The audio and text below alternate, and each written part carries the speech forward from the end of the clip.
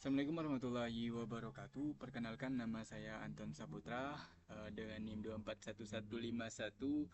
Di sini saya akan menjelaskan tentang proyek kami, hasil dari pengerjaan proyek, yaitu tugas proyek tentang nilai.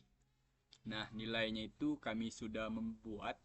Di sini kan ada pilihan, di tugas itu ada pilihan, dan kami mengambil yang ketiga, faktor yang mempengaruhi nilai akhir tingkat kelulusan, faktor penghambat kelulusan, korelasi nilai dan kelulusan.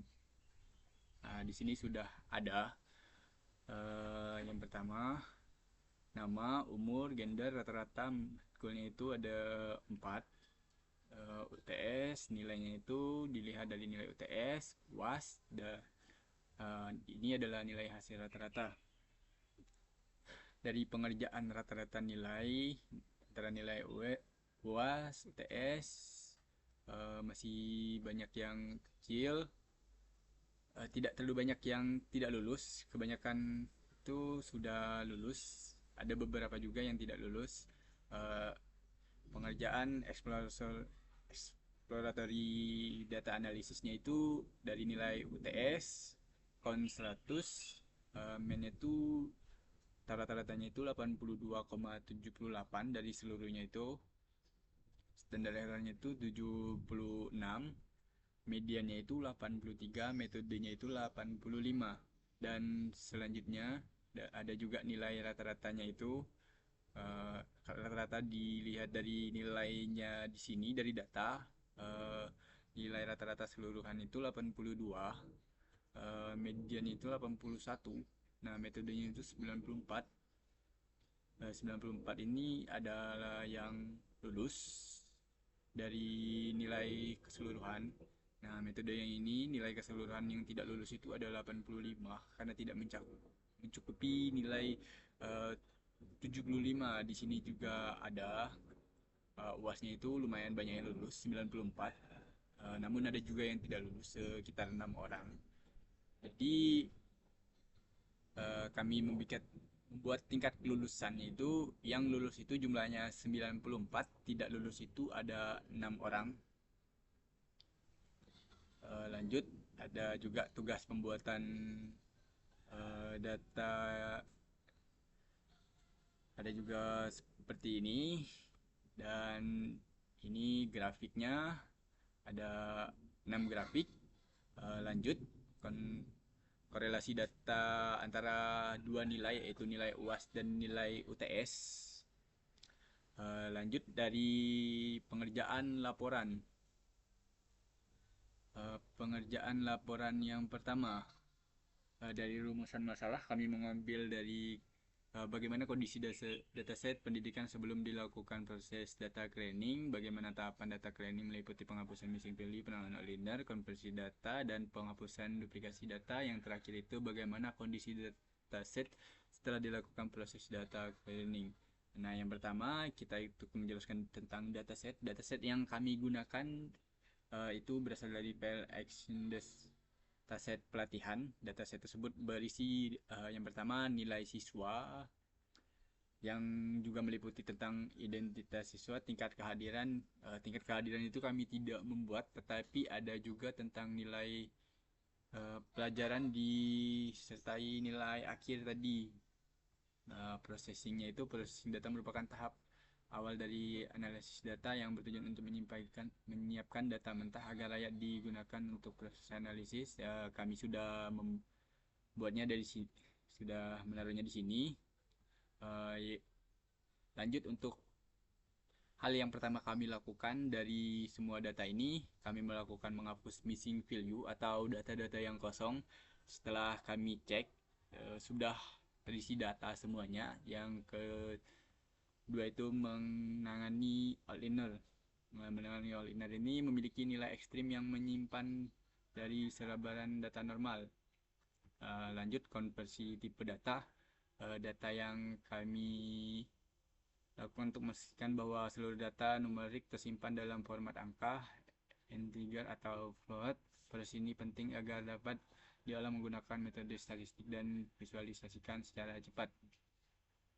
Lanjut, kami juga sudah menghapus duplikat data. Lanjut lagi, visualisasi data setelah processing itu.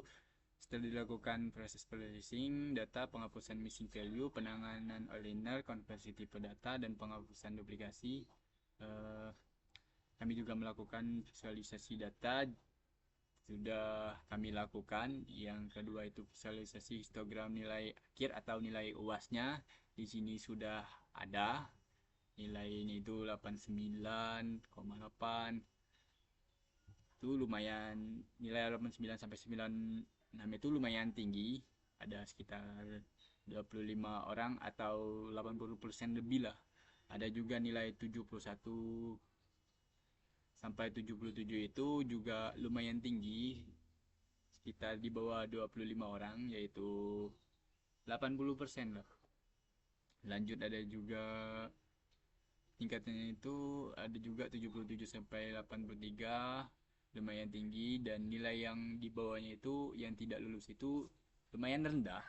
Tidak seperti kebanyakan dari siswa itu udah banyak yang lulus. Lanjut visualisasi 2, scatter plot kehadiran nilai dan akhir.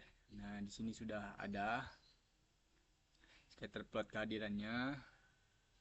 Lanjut interpretasi data berdasarkan scatter plot.